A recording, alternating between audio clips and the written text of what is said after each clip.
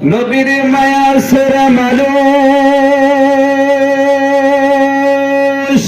কোথাও বুঝি না, তোমাদের মায় কদসে নবী শোয়ে সোনার মদিনা।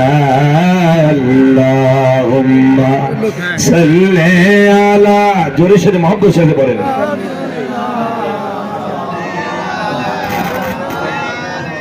ওয়ালা আলি।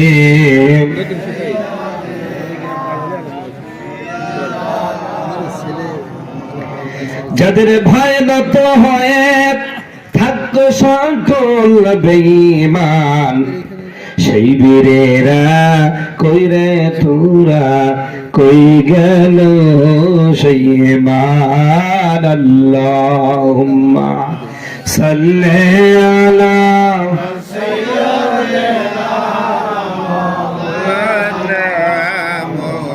ওয়ালা আলি।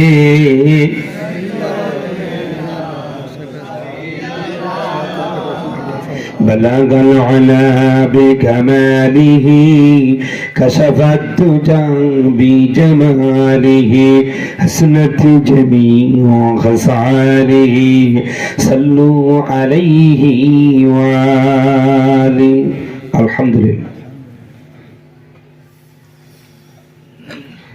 আজকে বাৎসরিক ওরস মাহফিল আপনাদের আমাদের অত্র এলাকার সম্মানিত স্যার জনাব উমর ফারুক সাহেবের নিজ বাড়ির উদ্যোগে আজকের এই সম্মানিত ওরস মাহফিলের মাননীয় সভাপতি মঞ্চস্থ হযরত উলামায়ে কেরাম, আমার সামনে উপস্থিত ইসলাম প্রিয়, কোরআন প্রিয়, তাওহীদি জনতার একাংশ, পর্দার আলো বুঝতা শ্রবণরত আমার সম্মানিত মা ও বোনেরা, সকলের সাথে সালাম বিনিময় করছি, বলছি আসসালামু আলাইকুম ওয়া রাহমাতুল্লাহ।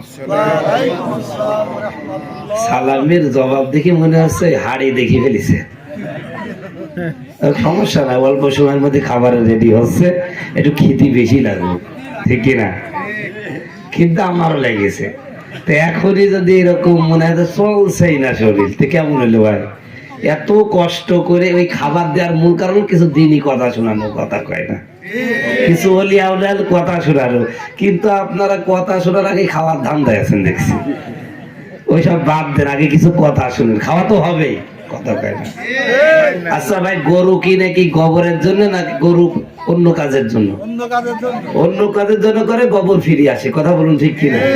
আমাদের ওয়াজ হবে সাথে খাওয়া ফিরি, বোর সাথে যেমন শালি ফিরি, ওয়াজের সাথে খাওয়া ফিরি, কথা কয় না, ঠিক কিনা? এইবার চলছে আলহামদুলিল্লাহ। আমি আর একবার সালাম দিচ্ছি, আসসালামু আলাইকুম ওয়া রাহমাতুল্লাহ। মাশাআল্লাহ, এইবার হয়েছে, আল্লাহ কবুল করে যেন, আমিন। ভাই ভূমিকা বেশি দিব না, অল্প সময়ের মধ্যে আমাকে আলোচনা করতে বলে হয়েছে ওলিদের মর্যাদা, ইসলামে পীর ধরার কথা আছে কি নাই? প্রিয় ভাইরা আমার, এই পৃথিবীতে ইসলাম এসেছে মূলত মাধ্যমের মাধ্যমে, কথা বলুন ঠিক কিনা? আল্লাহ পাক কি সরাসরি আল্লাহর কোরআন নবীর প্রতি নাজিল করেছে? কথা কয় না। সরাসরি আল্লাহর কোরআন কি নবীর প্রতি নাজিল করেছে? সেখানে একটা মাধ্যম আছে, মাধ্যমের নাম কি? জোরে বলেন, জিবরিল আলাইহিস সালাম। আজকে পীরের যা আছে সব ঠিক করে দেবো ইনশাআল্লাহ, বলেন ইনশাআল্লাহ। তাহলে আল্লাহ কোরআন ইচ্ছে করলে নবীর প্রতি সরাসরি নাজিল করতে পারতেন কি পারতেন না? জোরে বলেন, পারতেন কি পারতেন না? কিন্তু নবীকে আল্লাহ পাক সরাসরি কোরআন দিলেন না, নবীরও একটা উস্তাদ দিয়া দিলেন, তার নাম কি? জোরে বলেন, আরে জোরে বলেন না। তাহলে নবীর উস্তাদের নাম কি? জিবরাইল হারগিজ না গুপ্তা, তা না গুপ্তা পরওয়ারদিগার। জিবরিল ততক্ষণ পর্যন্ত কথা বলে না যতক্ষণ পর্যন্ত আমার আল্লাহ কথা না বলেন, বলেন সুবহানাল্লাহ। আর জিবরিল যতক্ষণ বলেন না আমার নবীও বলেন না, কথা বলেন। তাহলে এখানে আল্লাহ পাক নবীকে সরাসরি কোরআন দিতে চেয়েছেন, পারতেন কিন্তু দেন নাই। তার মানে সিস্টেম চালু করেছেন, এই এলেম শিখতে হলে কি লাগবে?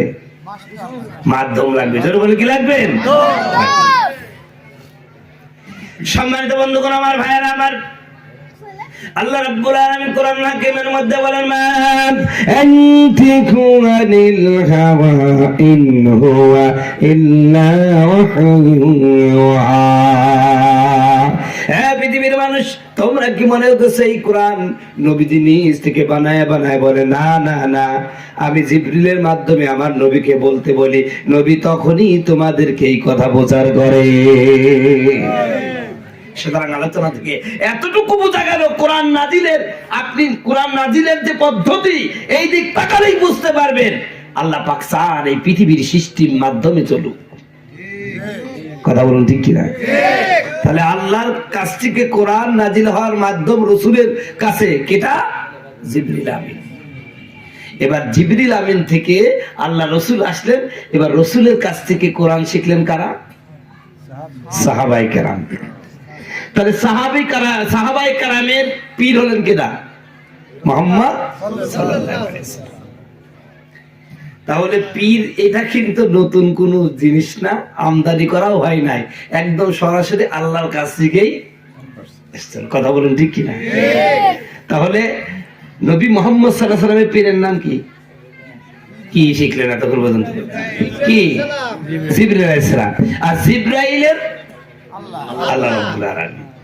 কথা বুঝতে পারছেন? লাইন কিন্তু একদম ক্লিয়ার। এরপরে আল্লাহ পাক নবী মুহাম্মদ সাল্লাল্লাহু আলাইহি ওয়াসাল্লামের প্রতি যখন কোরআন নাজিল করলেন, নবীজি তার সাহাবায়ে কেরামকে শিক্ষা দিলেন। সাহাবায়ে কেরাম দীক্ষা নিলেন কার কাছে? মুহাম্মদ সাল্লাল্লাহু আলাইহি ওয়াসাল্লামের কাছে। প্রিয় বন্ধুগণ, আমার ভাইয়ের আমার, এই দুনিয়ার জীবনে যে জ্ঞান আছে, এই জ্ঞান অর্জন করার জন্য একজন শিক্ষকের দরকার আছে কি নাই? তাহলে এই দুনিয়ার একটা শিক্ষার জন্য যদি একজন শিক্ষক প্রয়োজন হয়, ঠিক তদ্রূপ ভাবে ইলমে দ্বীন শিক্ষার জন্য একজন শিক্ষকের দরকার। আমার দেশে পীরটাকে, আমার দেশে কিছু আলেমরা নাজায়েজ বলে, কি কারণে জানেন? আসলে এই পীরের মধ্যে কিছু ভেজাল ঢুকিয়ে গেছে।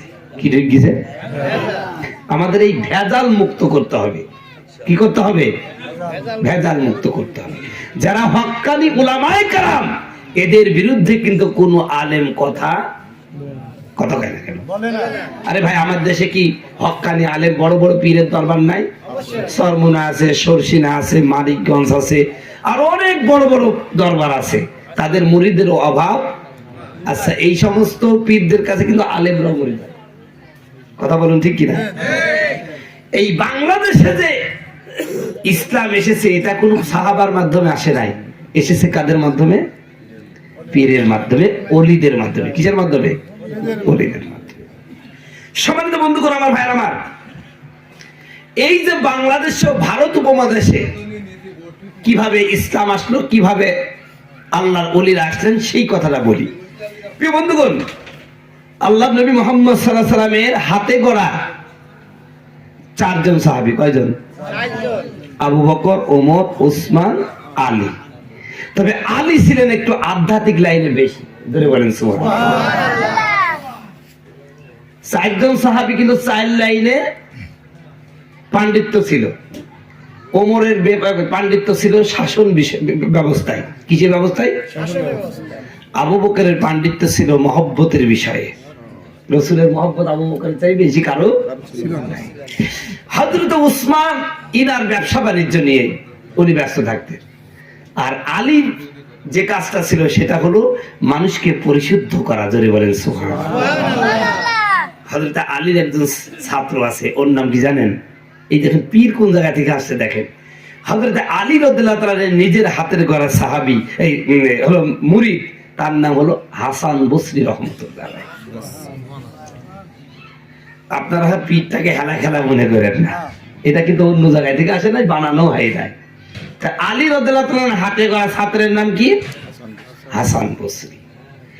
প্রিয় ভাইরা আমার, এখনকার যুগে আপনারা মাইন্ড করবেন না, পীরেরও আমল নাই, মুরিদেরও। আবার যাকে খেলাফত দেওয়া হচ্ছে আসলে সে খেলাফতের যোগ্য না।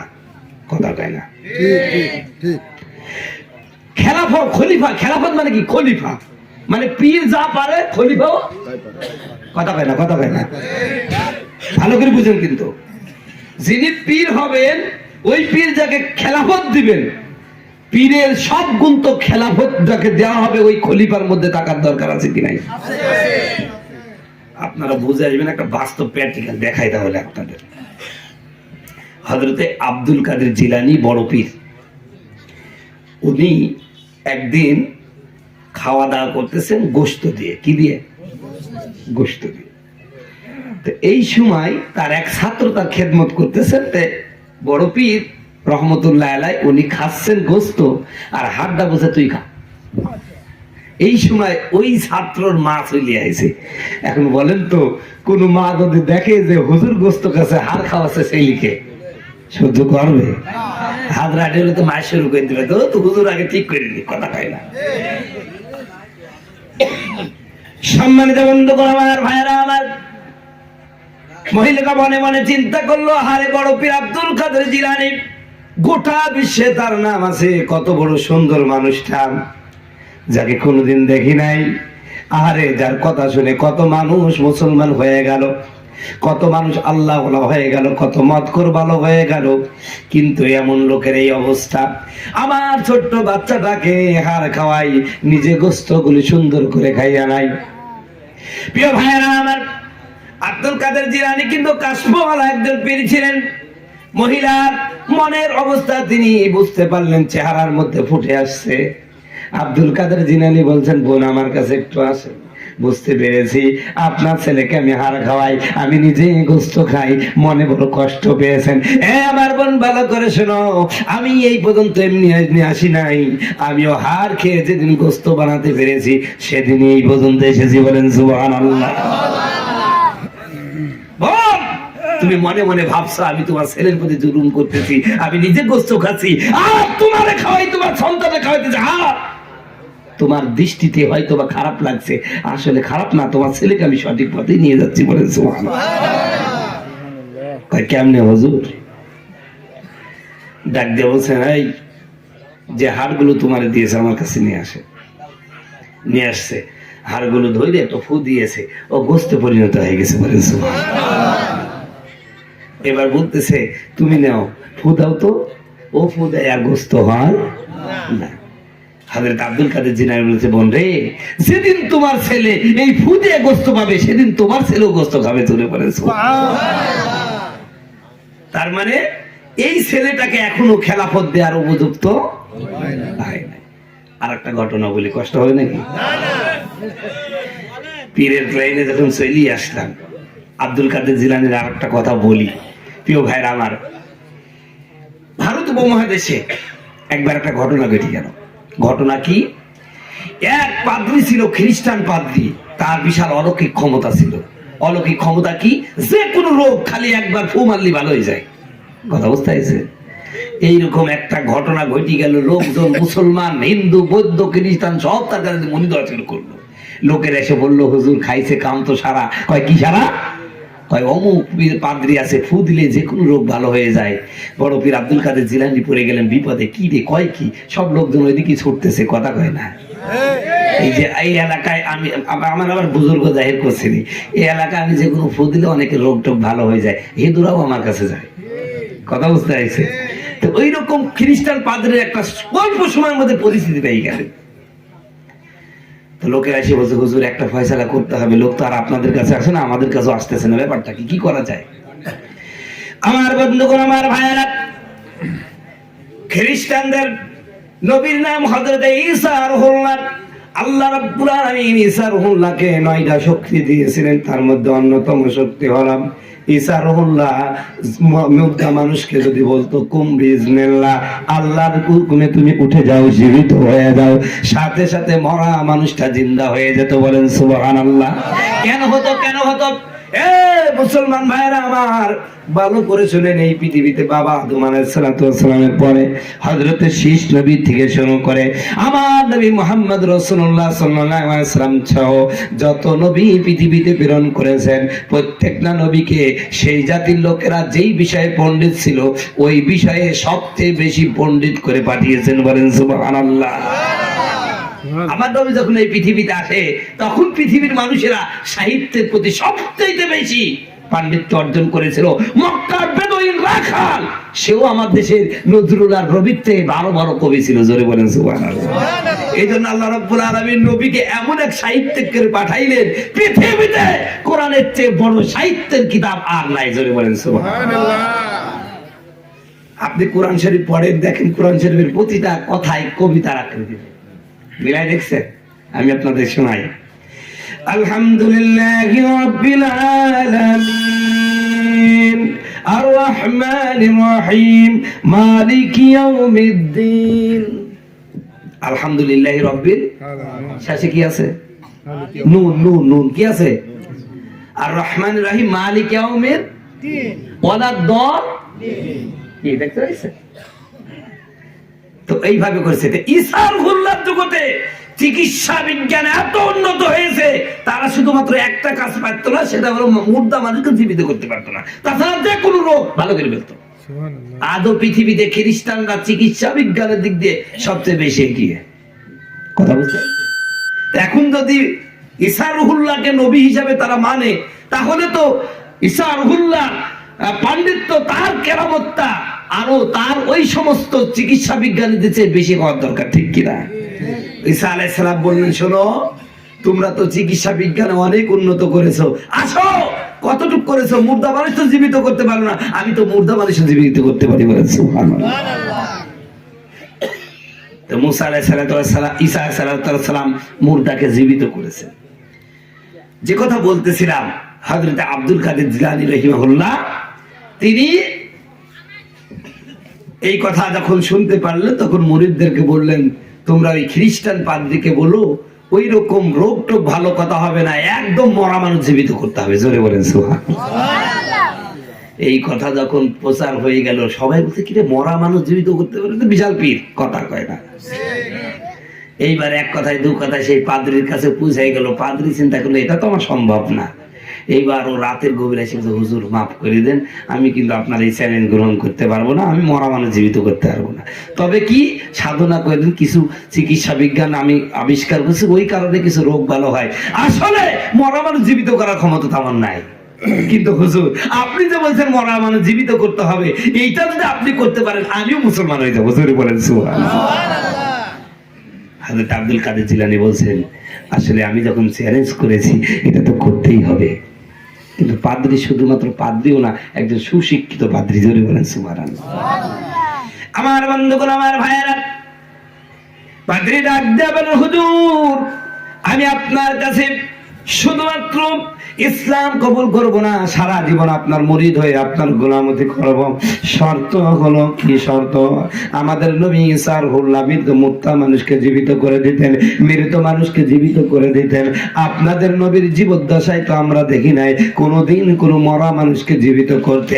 হযরত আব্দুল কাদের জিলানী রাহিমাহুল্লাহ বড় পীর সাহেব বললেন, আরে বাবা, শোনো শোনো শোনো, আমার নবীকে মর্দা মানুষ জীবিত করা লাগবে না, আমি তার উম্মত, আমি আব্দুল কাদের জিলানী যথেষ্ট।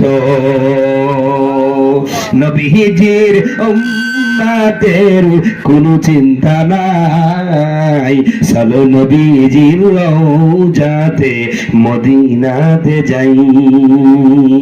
সম্মানিত বন্ধুগণ, আমার ভাইরা, আমার হযরত আব্দুল কাদের জিলানী রাহিমাহুল্লাহ ঘোষণা দিয়ে দিলেন, আগামীকাল সকাল 10টায় আমাদের পুরাতন গোরস্থানে সবাই চলে আসে, মুর্দা মানুষকে জীবিত করা হবে।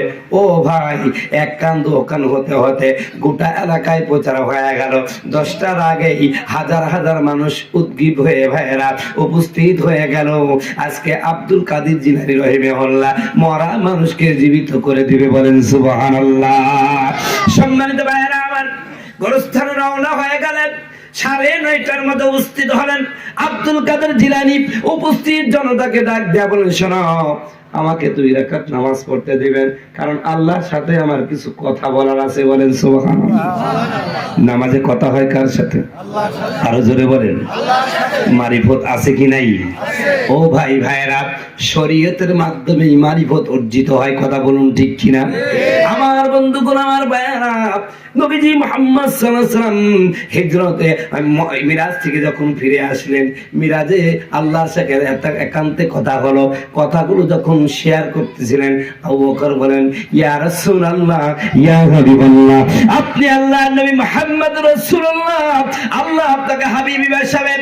এই দুনিয়া থেকে দাওয়াত করে সপ্ত আকাশ পেরিয়ে আরশে আজিমে নিয়ে গিয়ে একান্তে কথা বললো। আমাদের তো মন চাই আল্লাহর সাথে কথা বলার। জোরে বলেন সুবহানাল্লাহ। সম্মানিত বন্ধুগণ, আমার ভাইয়েরা, আমার আবু বকর এই কথা বললে আমার নবী চুপ করে আছেন।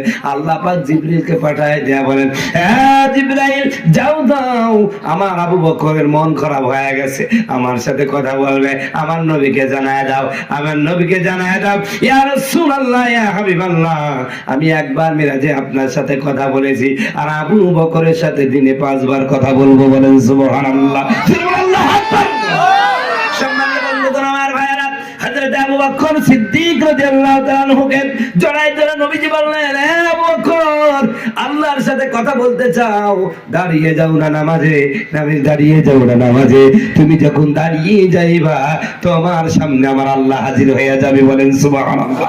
আল্লাহু আকবার। প্রথমেই বলেছি আমার নবীর উস্তাদের নাম কি? আরো জোরে বলেন। মাঝে মাঝে জিবরিল হলো আমার নবীর ছাত্র হয়ে যেতেন। জোরে বলেন সুবহানাল্লাহ। কথায় কথা মনে পড়লো, বলে দিব নাকি? একটা কথা কয়ে দিই। একদিন হযরত জিবরিল আমিন আমার নবীর কাছে বললেন, ইয়া রাসূলুল্লাহ, সারা জীবন আপনি আমার কাছে প্রশ্ন করেন, আজ আমি একটা গোপন প্রশ্ন আপনার কাছে জানতে চাই, যেটা আমার আল্লাহ আমাকে এখনো বলে নাই, তবে আপনি পারবেন। জোরে বলেন সুবহানাল্লাহ। যে প্রশ্নের উত্তর জানা নাই কার? হুজুরের উস্তাদ জিবরিল আমিন জানা নাই, কিন্তু আমার নবীর জানা আছে। আমার বন্ধুগণ, আমার ভাইয়ারা, আল্লাহর নবী ডাক দিয়া বললেন, ভাই জিবরাইল, প্রশ্ন করেন না। কি প্রশ্ন করতে চান? হযরত জিবরিল ডাক দিয়া বললেন, ইয়া রাসূলুল্লাহ, ইয়া হাবিবাল্লাহ, আমি জানতে চাই ইহসান কি? ইহসান এমন একটা জিনিস ভাই, এটা বোঝার জন্য আপনার আধ্যাত্মিক কিছু জ্ঞান থাকা লাগবে।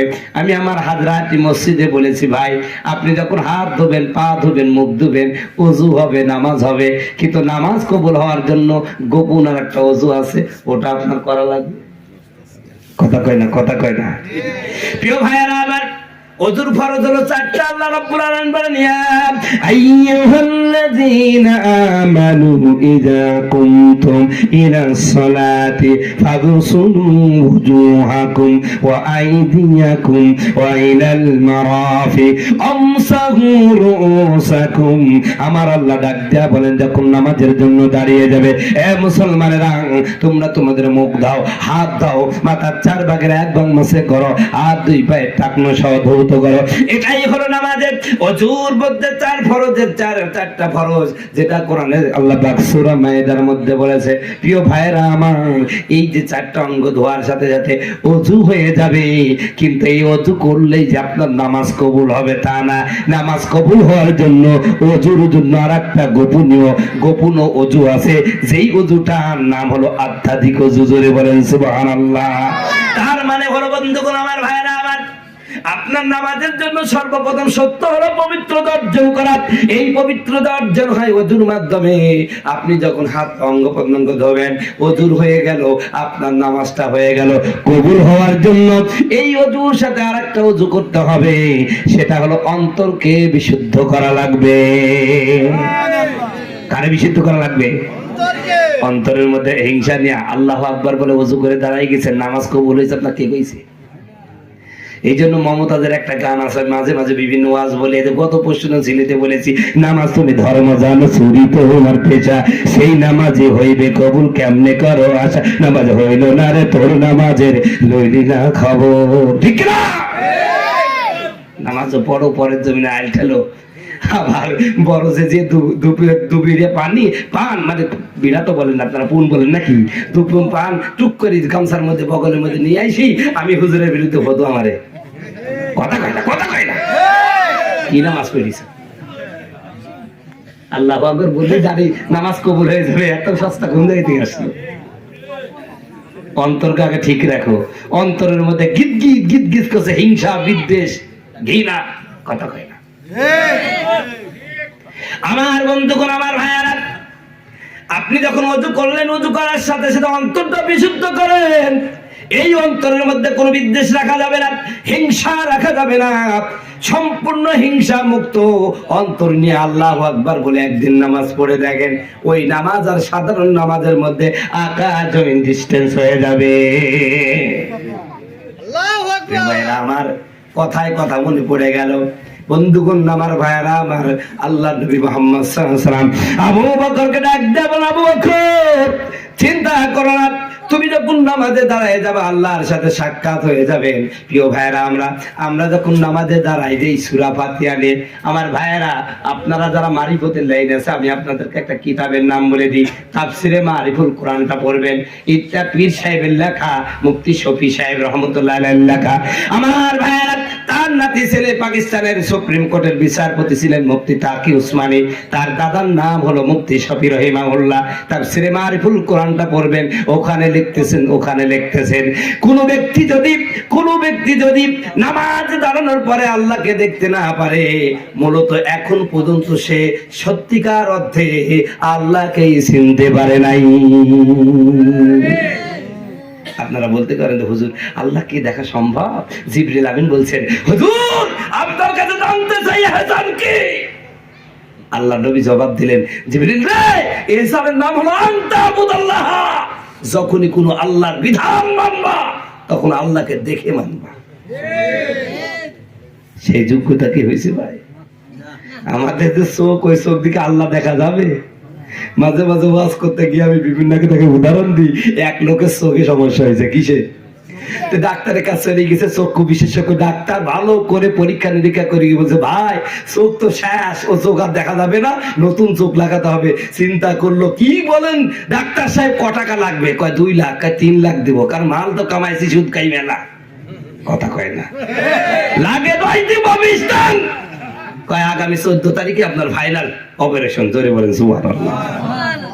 চলে গেছে, এবার ইমার্জেন্সি ওই মানে আপনার অপারেশন থিয়েটারে নিয়ে যাওয়া হলো, চোখ তুলে ফেলা হয়েছে। আই ব্যাংকের ম্যানেজার যেখানে চোখ রাখা হয়, ম্যানেজারকে বোঝাইবি, একটা চোখ দেয়, বলছে স্যার আই এম সরি। কয় কি সরি মানে?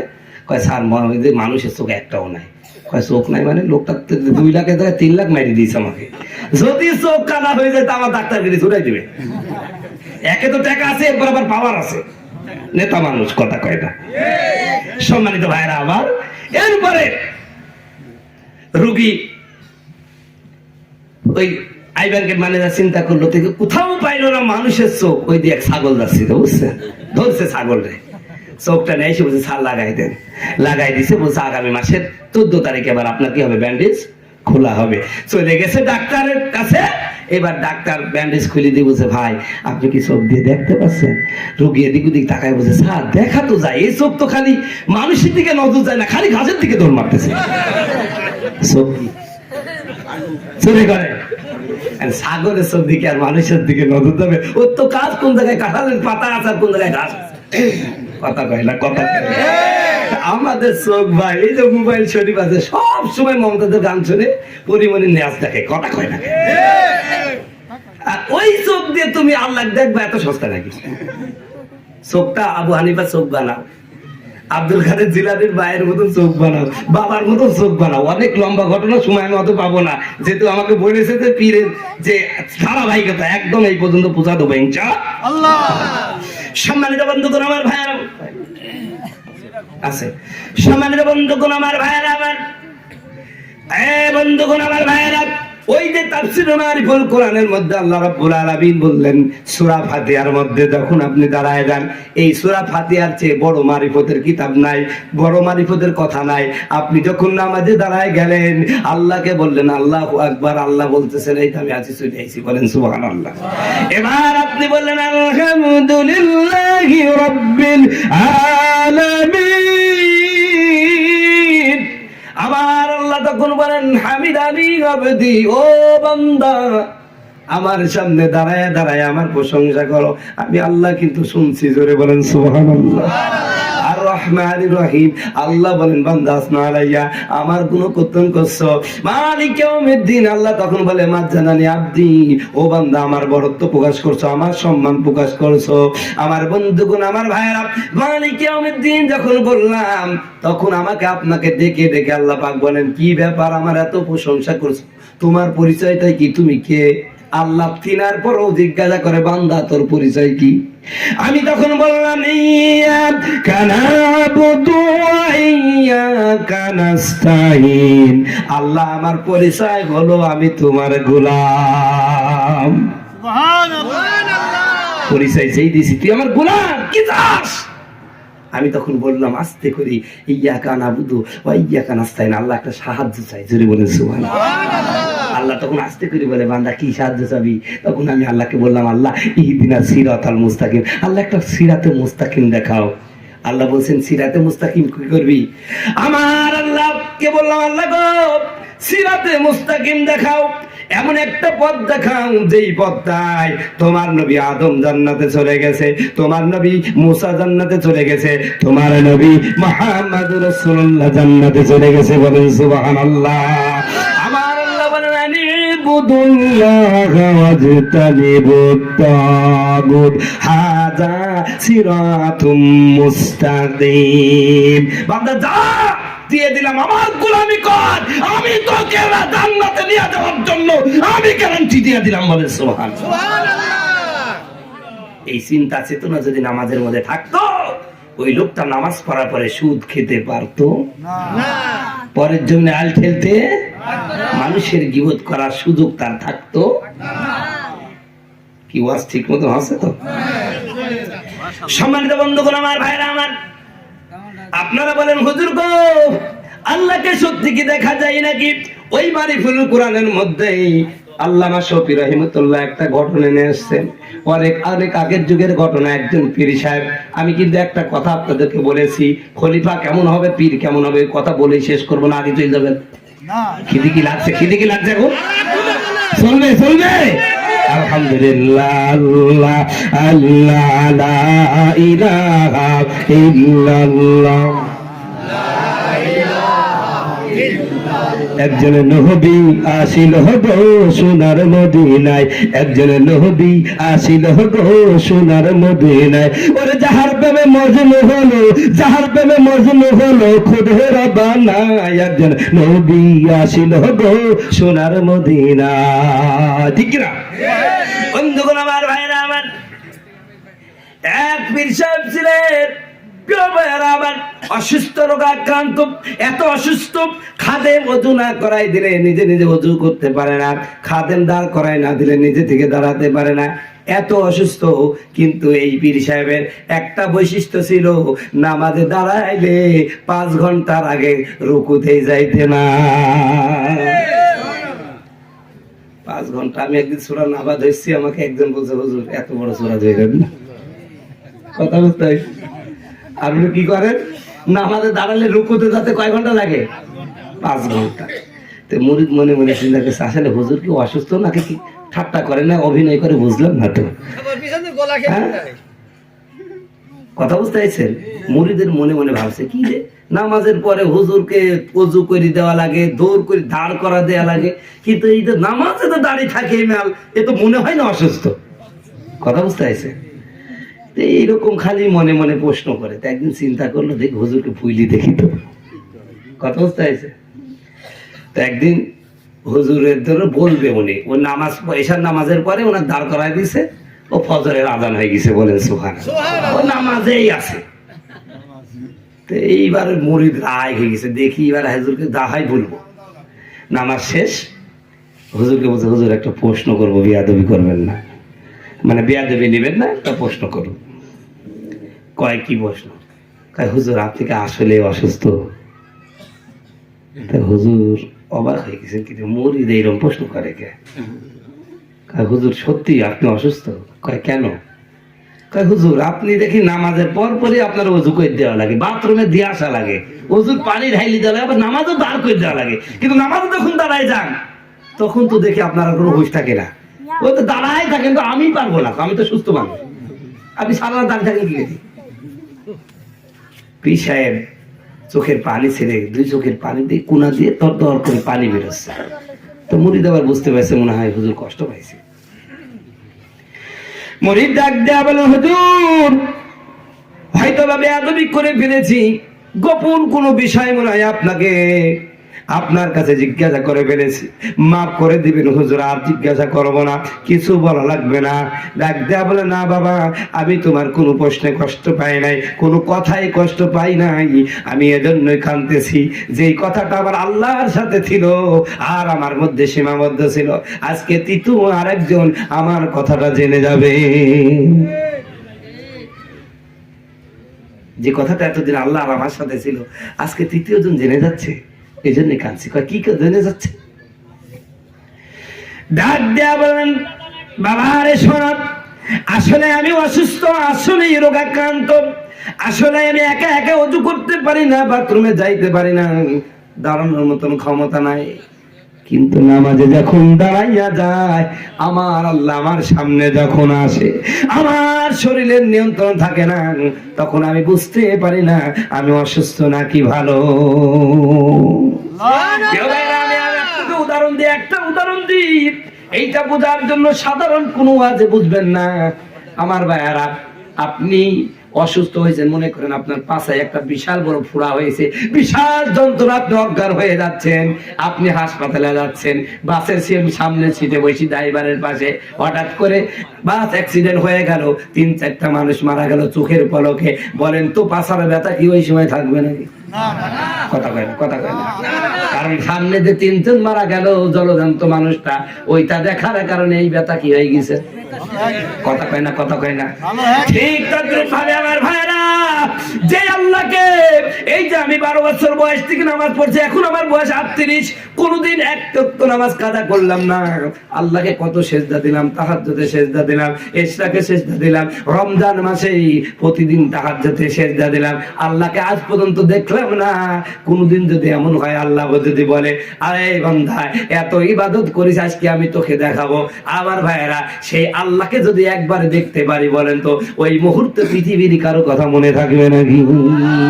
সম্মানিত বন্ধুগণ, আমার ভাইয়েরা, পীর সাহেব ডাক দিয়ে বলেন, বাবারে আমি অসুস্থ, রোগাক্রান্ত, এতে কোনো সন্দেহ নাই, কিন্তু আমি যখন নামাজে দাঁড়িয়ে যাই, আমার আল্লাহ আমার সামনে যখন এসে হাজির হয়ে যায়, আল্লাহকে দেখার সাথে সাথে আমি পৃথিবীর সবকিছু ভুলে যাই। আল্লাহর নবী, মায়ার নবী গো, আপনি নবী আমার জান্নাতের সরদার। সম্মানিত বন্ধুগণ, আমার ভাইরা আমার, যে কথা বলছিলাম, ওই যে উসমান হারুনি, মানে পীর আর মুরিদ হওয়ার কি দরকার? এই হযরত উসমান হারুনি রাহিমাহুল্লাহ তাআলা, আমার ভাইরা, হাসান বসরি রহমাতুল্লাহ আলাইহি যে কথা বলছিলাম, আব্দুল কাদের জিলানী, আব্দুল কাদের জিলানী বললেন, আমি 2 রাকাত নামাজ পড়তে চাই। কি চাই? 2 রাকাত। বলছে ঠিক আছে পড়েন। 2 রাকাত নামাজ পড়ে আল্লাহকে বলছে, আল্লাহ আজকে যদি আমি একটি মুর্দা মানুষকে জীবিত না করতে পারি, আপনার ইসলাম ছোট হয়ে যাবে। ওরা বলবে ইসলাম ভুয়া। এটা শুধুমাত্র বিশ্বাসের উপর চলে, এর কোনো ভিত্তি নাই। তুমি কি চাও এই ভারতের জমিন থেকে আজকে ইসলাম বিদায় নিক? এ কথা বলে তিনি নামাজ শেষ করে দিলেন। এরপরে বললেন, তোমরা কোন মানুষটাকে জীবিত করতে বলো, আমাকে বলো। গোরস্থানের সবচেয়ে পুরাতন কবর, প্রায় 3000 বছর। কত বছর? মানে কথিত আছে যে এই কবরটা 3000 বছর আগের কবর নিয়ে যাওয়া হলো। বলল, এই কবরের মুর্দা মানুষটাকে তুমি জীবিত করে দেখাও। হযরত আব্দুল কাদের জিলানী রাহিমাহুল্লাহ ডাক দেয়া বলেন, হে কবরের অধিবাসী শোনো, আল্লাহর হুকুমে, যেই আল্লাহ তোমাকে মৃত্যু দান করেছেন, ওই আল্লাহর হুকুমে একটা বারের জন্য তুমি কবর থেকে বের হয়ে যাও। হযরত আব্দুল কাদের জিলানী রাহিমাহুল্লাহ বলতে দেরি কবর থেকে মুর্দা উঠতে দেরি নাই। সুবহানাল্লাহ।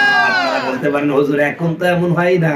ও ভাই আমার, সেই জায়গা পর্যন্ত তো পৌঁছাতে হবে, তারপরেই তো হবে। কথা বলছে না, কথা বলছে না। সম্মানিত বন্ধুগণ, আমার ভাইয়েরা আমার, এখনো হয়, কিন্তু সেই মর্যাদা থাকতে হবে। আমি আপনাদেরকে এখনের একটা ঘটনা শোনাই। আফগানিস্তানে আমি আল্লাহকে দেখেছি, এই বইটা আমি পড়তেছিলাম গতকাল। আমার হুজুর যখন বলল, হুজুর কেরামতুল আউলিয়াতুল কেরামতুল আউলিয়া, আউলিয়াদের কেরামত সম্পর্কে, ওলিয়া আউলিয়াদের মর্যাদা সম্পর্কে আলোচনা করবেন। আমি যখন এই কিতাবটা পড়তেছিলাম, ও মুসলমান ভাইরা আমার, এই আফগানিস্তানের বুকে সোভিয়েতরা যখন হামলা শুরু করে দিল, আমার বন্ধুগণ, আমার ভাইয়ারা, ওরা নির্বিচারে মানুষ ধরা শুরু করলো। ধরতে ধরতে একজন হাফেজে কোরআনকে ধরলাম, হাফেজে কোরআনকে ধরে নিয়ে এসে নির্যাতন নিপীড়ন শুরু করে দিল। এক সময় বলতেছেন, এই বাবা, তোমাকে দেখে তো একটা ভদ্র মানুষ মনে হচ্ছে, তুমি কি, তোমার কি পরিচয়? ডাক দেবেন, আমার অন্য কোনো পরিচয় নাই, আমার শুধু পরিচয় আমি একজন হাফেজে কোরআন। ধরে বলেন সুবহানাল্লাহ। আমার ভাইয়েরা, পশ্চিমা সভ্যতার কাছে কিন্তু হাফেজে কোরআনদের একটা পরিচিতি আছে। তার মানে আল্লাহর কোরআনটা পুরোটা মুখস্থ, কোরআনের সাথে তার সম্পর্ক ভালো। জোরে জোরে বলা যাবে কিনা সুবহানাল্লাহ? ডাক দিয়ে বলেন, শুনেছি যারা হাফেজে কোরআন হয়, কোরআনের সাথে সম্পর্ক ভালো হয়, কোরআনের নাকি একটা অলৌকিক পাওয়ার আছে। আজকে তোমাকে মাফ করে দিব, তবে সত্য হলো একটা পাওয়ার আমাদেরকে দেখানো যাবে নাকি। জোরে বলেন সুবহানাল্লাহ।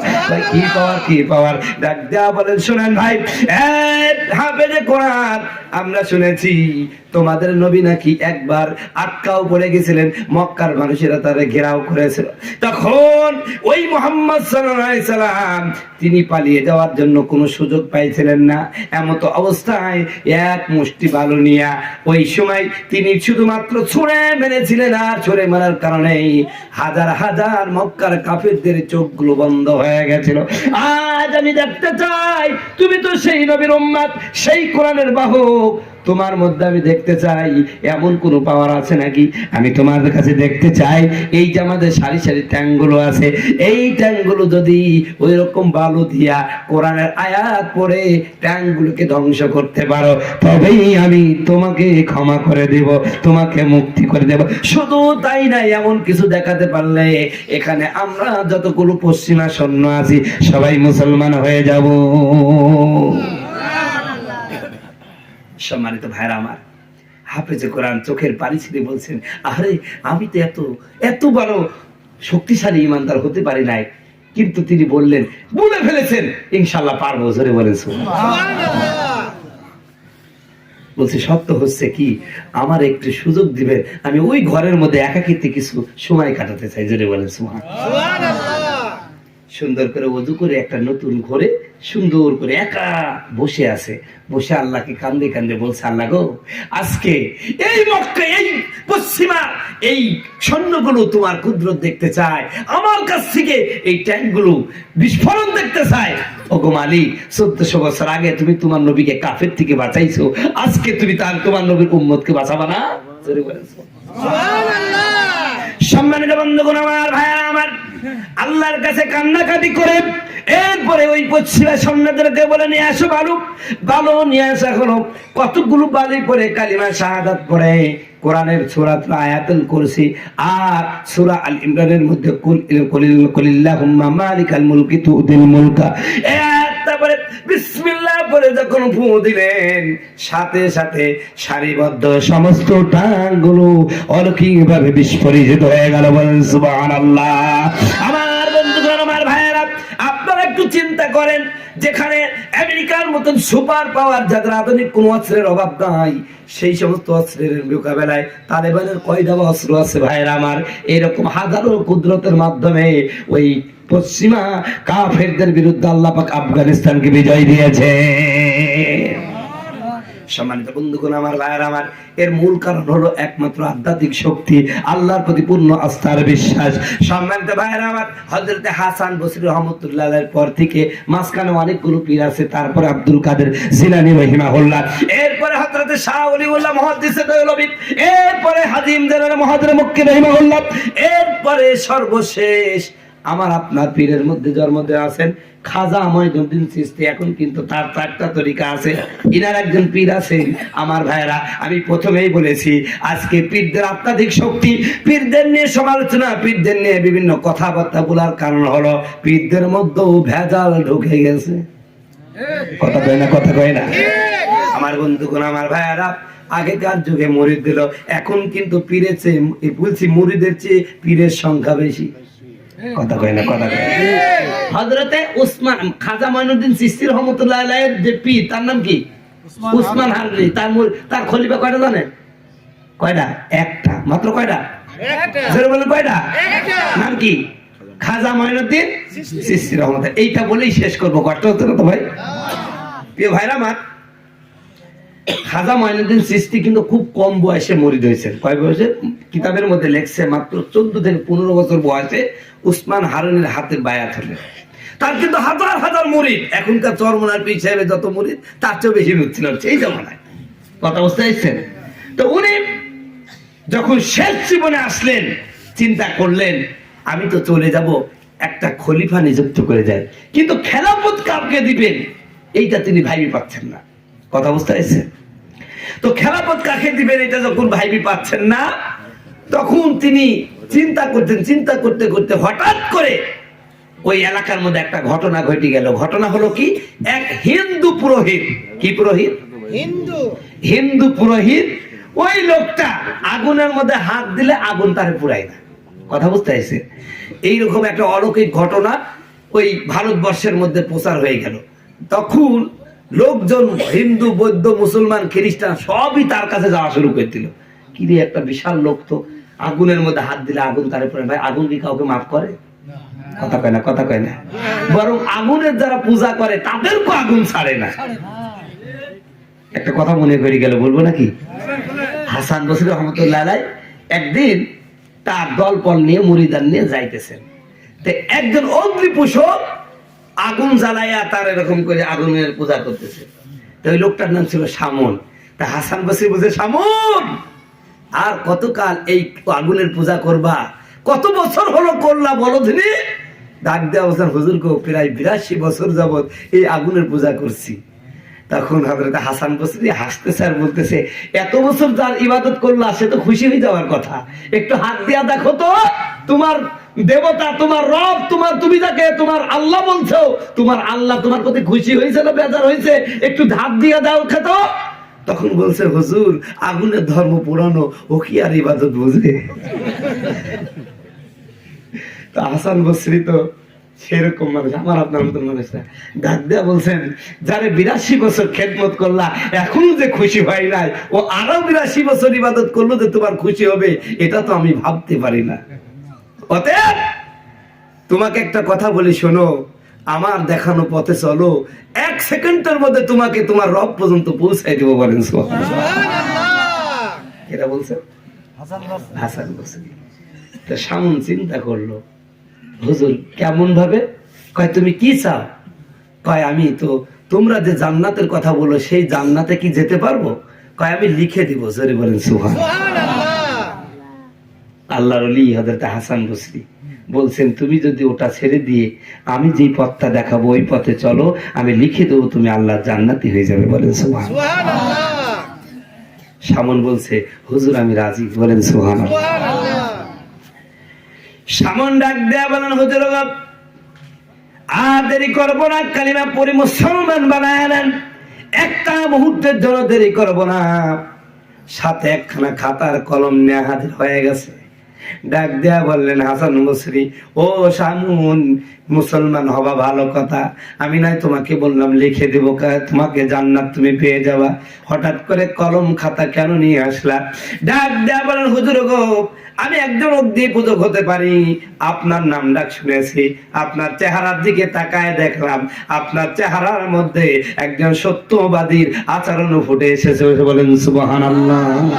হুজুর এই হাতটা আপনার বড় দামি, আর হে হাতে যে কলমটা থাকবে ওই কলমটাও দামি।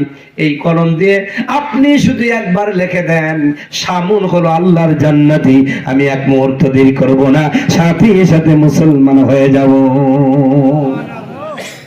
সম্মানিত বন্ধুগণ, আমার ভাইয়েরা, হযরত হাসান বসরি রাহিমাহুল্লাহ এবার শামুনকে ডাক দেয়া বলেন, শামুন ঠিক আছে লিখে দিলাম।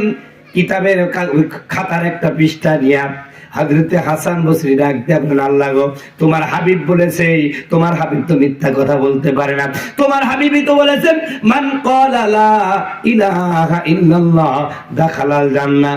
আমার হুজুর, আমার স্যার ওমর স্যার, আমি যখন আসি এই কথাটাই বলছিলেন, কালিমা বারবার পড়া লাগবে না, একবার যদি পড়ার মতন পড়তে পারেন, পড়ার মতন পড়তে মানে আপনি যখন লা ইলাহা ইল্লাল্লাহ বললেন, আপনি মূলত আল্লাহর কাছে বিক্রি হয়ে গেলেন। আপনি লা ইলাহা ইল্লাল্লাহ বলার অর্থ হলো আপনার জীবনের সব কাজ হুকুম সব কিছু হবে কার হুকুমে? আল্লাহ ছাড়া আপনি আর কিছু করতে পারবেন না। রাসূলুল্লাহ বলেছেন এইরকম টেন্ডার সিনিয়া যদি একবার কালিমা পড়ো, সাথে সাথে আল্লাহ রাব্বুল আলামিন তোমাকে সমস্ত গুনাহগুলো মাফ করে দিবেন। ইয়া রাব্বুল আলামিন, আমি এই কলম দিয়ে লিখে দিলাম শামুন আল্লাহর জান্নাতি, যেহেতু সে এখন কালিমা পড়ে মুসলমান হয়ে গেছে। প্রিয় ভাইরা আমার, মুসলমান হয়ে গেলেন। এবার শামুন বলছে, হুজুর আমার আরেকটা আবদার আপনাকে পূরণ করতে হবে। কয় কি আবদার? আবদার হলো হুজুর আমি আপনার কাছে একটা জিনিসই চাই, সেটা হলো হুজুর গো আপনি কি পারবেন আমার জানাজাটা আপনি পড়বেন, আর এই কাগজটা আপনি রেখে দেন, আমি যদি মারা যাই হুজুর আমার কবরের কাছে এটা দিবেন। কবরে যখন মুনকার নাকির আসবে আমি বলবো আমারে প্রশ্ন করো না, আমাকে কিন্তু জান্নাতে লিখে দেওয়া হয়েছে। বলেন সুবহানাল্লাহ।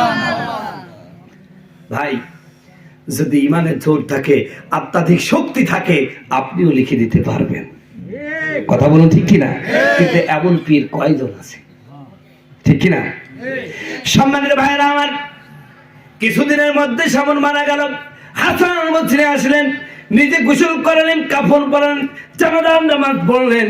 এরপরে দাফন করার সময় কাফনের মধ্যে ওই কাগজের টুকরাটা রেখে আসলেন। প্রিয় ভাইরা আমার, এরপরে হাসান বসরি দোয়া করলেন, রব্বুল আলামিন তোমার এই বান্দা তোমাকে ভয় করে অগ্নি পূজা ছেড়ে দিয়ে আমার হাতে কালিমা পড়ে মুসলমান হয়ে গেল। আমি লিখে দিয়েছি তুমি এই শামুন হলো আল্লাহর জান্নাতি। আয় আল্লাহ আমাকে বেইজ্জতি করো না, জান্নাতের সমস্ত ব্যবস্থা করে দাও, আর তার প্রশ্নগুলি ওর পক্ষ থেকে তুমি দিয়ে দাও। জোরে বলেন সুবহানাল্লাহ। সম্মানিত ভাইরা আমার, হয়ে গেছে ইনশাআল্লাহ। বন্ধুগণ আমার, ভাইরা আমার, সর্বশেষ আমার ভাইরা আব্দুল কাদের জিলানীর পরে আরো কয়েকজন পীর চলে গেল। উসমান হারুনি, সর্বশেষ খাজা মঈনুদ্দিন চিশতি, ওই যে হিন্দু পণ্ডিত আগুনের মধ্যে হাত দেয়, পুড়ে না। একবার যে সমস্ত জায়গায় এমন কথা শুরু হয়ে গেল। আমার ভাইরা উসমান হারুনির কাছে লোকেরা এসে বলল, হুজুর আমার ভাইরা ডাক দেয়া বলো, হুজুর গো এলাকায় তো অবস্থা খারাপ হয়ে গেল, অনেক মুসলমানও বেঈমান হয়ে যাচ্ছে, হিন্দু পুরোহিতের কাছে সবাই তার কাছে মুরিদ হয়ে যায়, তার সহযোগী হয়ে যাচ্ছে, তার শিষ্য হয়ে যাচ্ছে। একটা কাজ করেন। ডাক দেয়া বললেন, হ্যাঁ আমার মুরিদরা শোনো, ওই পুরোহিতকে জানায়া দাও, তার কাছে ঘোষণা করে দাও তুমি তো আগুনের মধ্যে হাত দাও, আর আমাদের পীর উসমান হারুনি আগুনের মধ্যে হেঁটে বেড়াই। প্রিয় ভাইরা আমার, কথায় কথায় এবার ওই পুরোহিতের মধ্যে আর এর মধ্যে একটা মানে হয়ে গেল, অবস্থা বিতর্কিত একটা অবস্থা হয়ে গেল। এক পর্যায়ে লোকজন বলছে নাই হচ্ছে উসমান হারুনির যারা মুরিদ তারা বলছে ও হলো ভণ্ড, ও হচ্ছে তোমাদেরকে ধোঁকা দিচ্ছে। তখন বলতেছে, ওরা আবার বলতেছে ধোঁকা কেমনে দেয়, যে লোকটা আগুনের মধ্যে হাত দেয়, আমার পীর আছে ও আগুনে হাঁটতেও পারে। জোরে বলেন সুবহানাল্লাহ। এক পর্যায়ে পাল্লাপাল্লি হবে। এই কথা শোনার পরে পুরোহিত কেঁপে গেল, ভয় পেয়ে গেল, হারে আমি তো উসমান হারুনির সাথে টক্কর দিয়ে পারবো না। রাত হয়ে গেল, রাতের গভীরে হঠাৎ করে পুরোহিত উসমান হারুনি রহিমাহুল্লাহর বাড়ির সামনে হাজির। ডাক দিয়ে বলে, হুজুর আপনার সাথে গোপনে কিছু কথা বলতে চাই। কয় কি কথা? কয় কথা এটাই বলতে চাই যে আমি তো আসলে হাত দিয়ে আগুন দিয়ে পুরাই না, আমার এই হাতের মধ্যে মেডিসিন মেরে একটু মানুষকে প্রতারকভাবে কিছু ইনকামের ব্যবস্থা করছিলাম। হুজুর আমার মুরিদরা আপনার সাথে পাল্লা দিতে বলছে, আমি তো আগুনে হাঁটতে পারবো না। কথা বলতে চাইছেন? কিন্তু হুজুর আপনার কাছে অনুরোধ, আপনি কিন্তু হাইটে দেখাবেন। সেটা বলেন সুবহানাল্লাহ। আগুন জানালো হলো, অনেক লম্বা ঘটনা। আগুন জ্বালানোর পরে দপদপ করে আগুন জ্বলতেছে, হাজার হাজার মানুষ উপস্থিত হয়ে গেছে। এবার হযরত উসমান হারুনি বলছে, শোনো তোমাদের ঠাকুর সাহেবকে আগুনের মধ্যে হাঁটা লাগবে না, কিছুই দেখানো লাগবে না। আমি যেহেতু বলেছি আগুন দিয়ে হাঁটবো, আমি যদি আগুন দিয়ে হাঁটি তাহলে তোমরা এতদিন পর্যন্ত এই যে ঠাকুরের কাছে আসছিলা, তোমরা কি তওবা করে আবার কি মুসলমান হবা? সবাই বলল, হুজুর আমরা সব আপনার দরবারে চলে যাবো। চলে বলেন সুবহানাল্লাহ। উসমান হারুনি 2 রাকাত নামাজ পড়ে তাসবিহ একখান হাত নিয়ে বিসমিল্লাহ বলে আগুনের মধ্যে যাইতে গেছে। ইব্রাহিম আলাইহিস সালামকে যেমন একটা পশম পোড়াই নাই, উসমান হারুনি এই পাশ থেকে হাঁটে ও পাশ থেকে বেরোয় গেছে, একটা পশম পুড়ে নাই। বলেন সুবহানাল্লাহ। হাজার হাজার হাজার হাজার মানুষ সাথে সাথে মুসলমান হয়ে কালিমা পড়ে মুসলমান হয়ে গেছে, বলেন সুবহানাল্লাহ। আবার ভাইরা, একটা মানুষ, জিন্দা মানুষ আগুন থেকে হাইটে যখন উপরে উঠে, ওর কি আর মুরিদের দরকার হয় ভাই? এখন যা বলবে তাই বিশ্বাস করবে না? আমার ভাইরা, ওই বলছিলাম যে খাজা মাইনুদ্দিন চিশতি কিভাবে পীর হলো, সে মানে খলিফা কেমন হয় দেখেন, পীরের কেরামত দেখেছেন তো, এবার মুরিদটা দেখেন।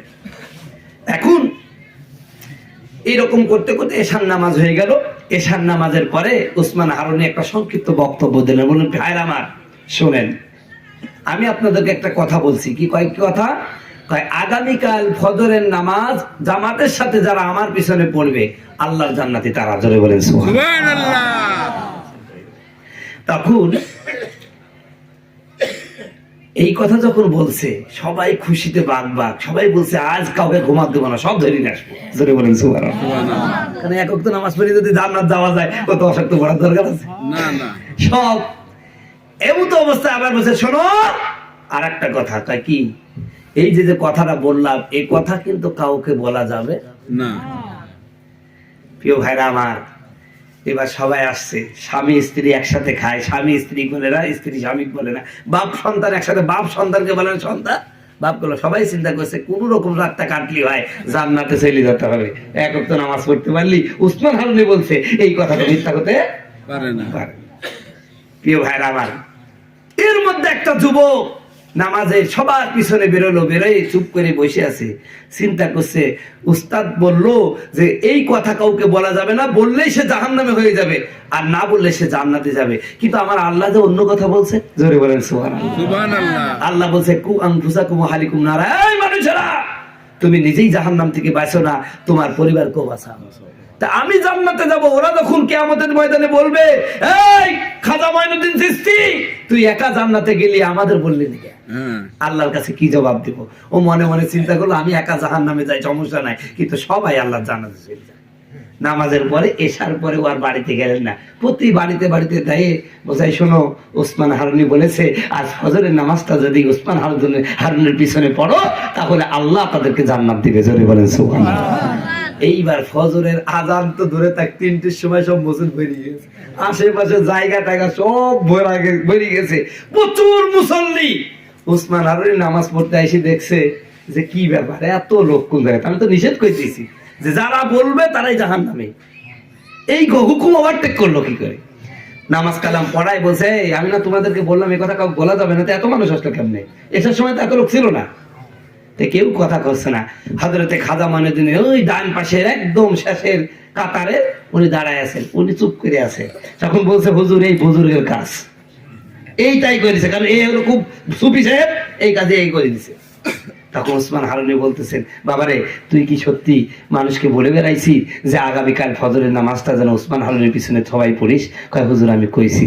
তা ওসমান হারুনি বলতেছেন, তুই তোরে না কইছি যে এই কথা কেউ কওয়া যাবে না, কইলেই সে জাহান্নামী হয়ে যাবে। ওসমান হারুনিকে ডাক দেয়া বল, হুজুর আপনি বললেন কাউকে বলা যাবে না, বললেই সে জাহান্নামী হয়ে যাবে, কিন্তু আমি তো আল্লাহকে ভয় করলাম, আল্লাহর কোরআন পড়তেছিলাম সূরা তাহরিম, ওখানে আমার আল্লাহ বলেন, ইয়া আইয়ুহাল্লাযীনা আমানু কু আনফুসাকুম ওয়া আহলিকুম নারিয়া, ও ঈমানদাররা নিজে জাহান্নাম থেকে বাঁচো, পরিবারদেরকে বাঁচাও। হুজুর কিয়ামতের ময়দানে আমি একা জান্নাতে চলে গেলাম, আর এই এলাকার লোকগুলো যদি আমার বিরুদ্ধে আল্লাহর কাছে মামলা করে, ও আল্লাহ খাজা মাইনুদ্দিন চিশতি শুনেছিল ফজরের নামাজটা যদি ওসমান হারুনের পিছনে পড়ি জান্নাতে চলে যাব, আমাদেরকে বললো না। আয় আল্লাহ স্বার্থপরের মতন একা একা জান্নাতে চলে গেল।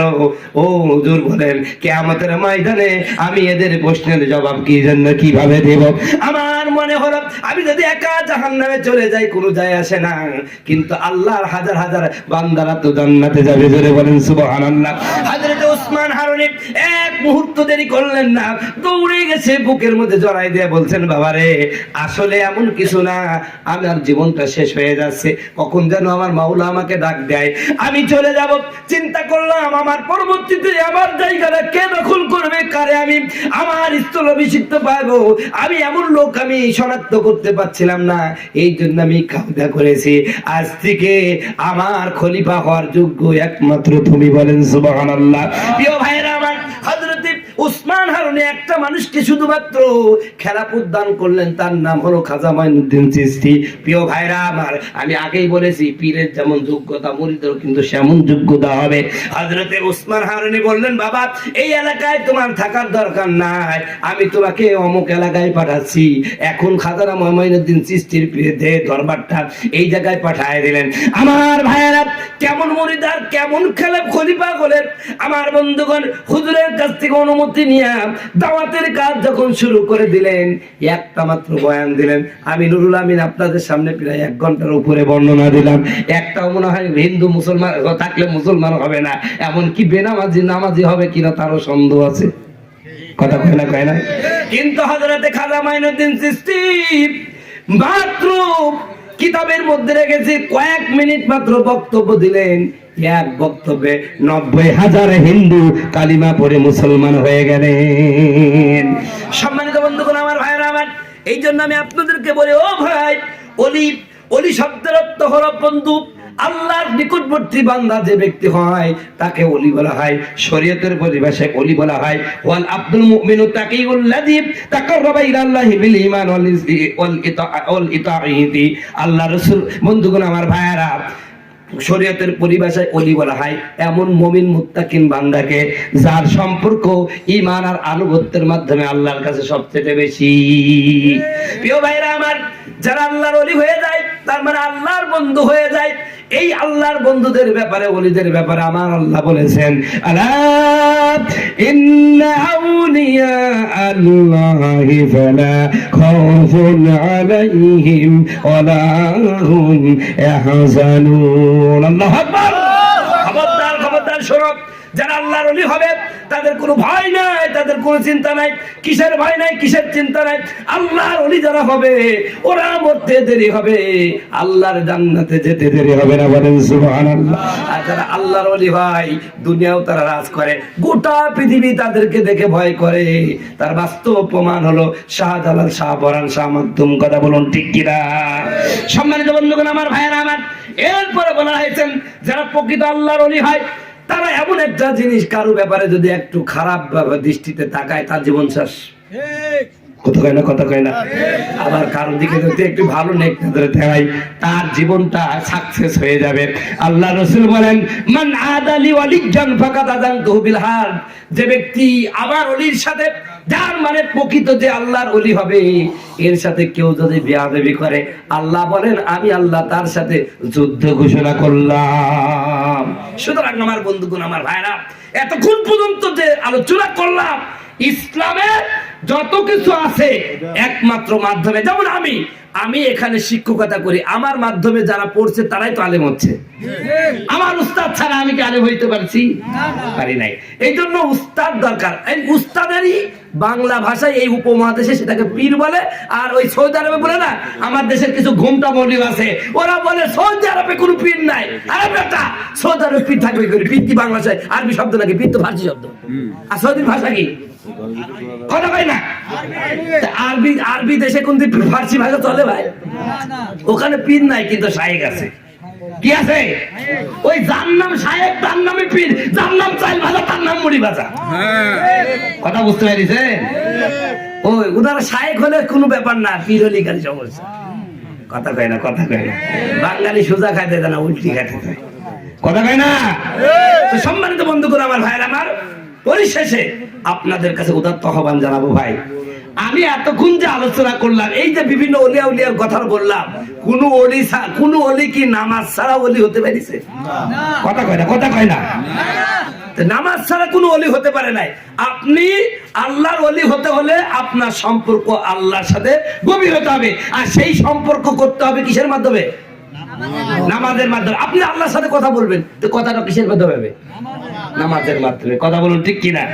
আল্লাহ রাব্বুল আলামিন আমাদেরকে এমনই হক্কানি উলামায়ে কেরামের সাথে সম্পৃক্ত হয়ে, এমন শায়েখদের সাথে, পীরদের কাছে যে নামাজ শিখে আমরা যদি সত্যিকারের নামাজ আদায় করতে পারি, ইনশাআল্লাহ দেখবেন আল্লাহকে আপনি ওই জান্নাতে লাগবে না, এই দুনিয়ায় আল্লাহকে দেখতে পারবেন। ওই যে জিবরিল আমিন বললো না, হুজুর ইহসান কি? আমার নবী তখন বললেন, শোনো, ইহসান হলো আনতা আবুদুল্লাহ কান্নাক তারাহু, তুমি কেমন ধরে আল্লাহকে দেখতেছো, ফাইল্লাম তাকুন তারাহু, তবে হ্যাঁ সবাই আল্লাহকে দেখতে পারবে না, তবে তুমি যদি আল্লাহকে দেখতে না পার, তাহলে তুমি এতটুকু চিন্তা করো, তোমার রুকু, তোমার সিজদা, তোমার তাসবিহ, তোমার তাহলিল, তোমার চলাফেরা, নড়াচড়া সবকে দেখছেন আল্লাহ তাআলা দেখছেন। এই চিন্তার টেন্ডান্সি নিয়ে তুমি যদি নামাজ পড়তে পারো, নামাজের মধ্যেই তোমার মারিফত হাসিল হয়ে যাবে। আল্লাহ সুবহানাহু ওয়া তাআলা আমাদের সকলকে এই কথাগুলো বুঝে আমল করার তৌফিক দান করুন। ওমা আলাইনা ইল্লাল বালাগ। সম্মানিত ভাইরা, হুজুর এখন আপনাদের সামনে সংক্ষিপ্ত আলোচনা করে মুনাজাত দেবে ইনশাআল্লাহ।